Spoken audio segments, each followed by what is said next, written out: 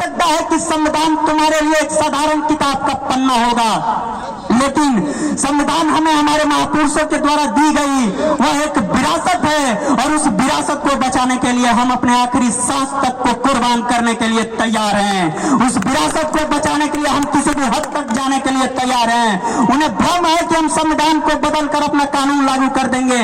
उन संविधान विरोधियों से मैं बस इतना ही कहना चाहूंगा कि तुम्हारी यमन छीन लेंगे, हम तुम्हारी चमन छीन लेंगे, और संविधान को तुम बदलने की बात करते हो। अरे संविधान की तरफ आंख उठाकर भी देखे तो मैं कसम से कहता हूं कि तुम्हारी अर्थी से तुम्हारा कफन छीन लेंगे, तुम्हारा अर्थी से तुम्हारा कफन छीन लेंगे। आज वो लोग संविधान विरोधियों जो है संविधान का इसलिए विरोध कर रहे हैं कि जब से संविधान लागू हुआ है शोषित, वंचित, दबे कुचले वर्गों का स्थान उनके बराबर खड़ा होने का हो गया है, इसलिए वो लोग संविधान का विरोध कर रहे हैं। आज संविधान का विरोध वो इसलिए कर रहे हैं क्योंकि वो हमेशा देखना चाहते हैं कि आपकी पीढ़ियां जैसे उनकी गुलामी करती थी वो आप भी आप उनकी गुलामी कीजिए। आज जरूरत है हम सबको एक होने की।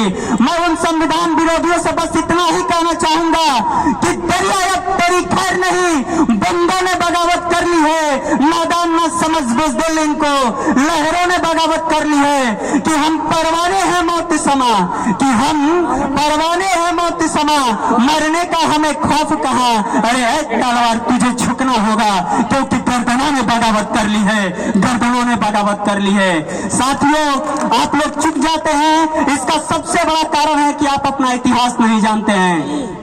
जिस दिन आप अपना इतिहास जानेंगे, मैं यकीन ही नहीं दावों के साथ कहता हूं कि आपसे बड़ा कोई नहीं होगा। अरे आप उस कौन से आते हैं जिन्होंने अखंड भारत पर राज किया, जिनका नाम था सम्राट अशोक।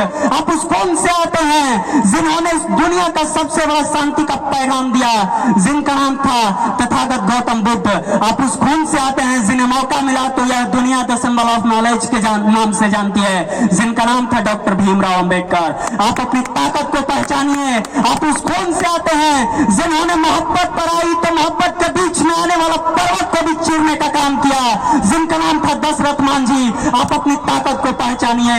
जब यह देश गुलाम आजाद था, जब यह देश अंग्रेजों की हुकूमत से गुलाम था, तो उस अंग्रेजी हुकूमत में हुए सबसे बड़े नरसंहार जलियांवाला बाग हत्याकांड, उस जलियांवाला बाग हत्याकांड का भी बदला लेने के लिए हमारे खून के वंशज, हमारे खून के लोग उस 7 समंदर पार जाकर उस जनरल डायर के सीने को छल्ली छल्ली किए थे। आप अपनी ताकत को पहचानिए। उनका नाम था